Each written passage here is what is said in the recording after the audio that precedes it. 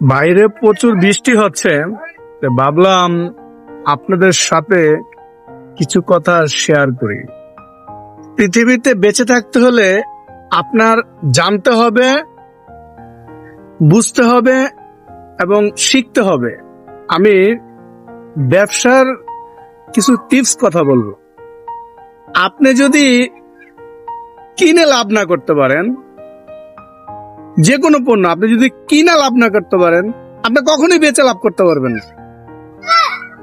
আর ব্যবসায় আপনি সততা থাকতে হবে, আর হিসাব নিকেশ গুলো খুবই ক্লিয়ারেন্স রাখতে হবে, আর খুবই স্বচ্ছর সাথে ব্যবসা করতে হবে। মনে রাখবেন, ব্যবসায় যেমন লাভ আছে তেমনি লসও আছে।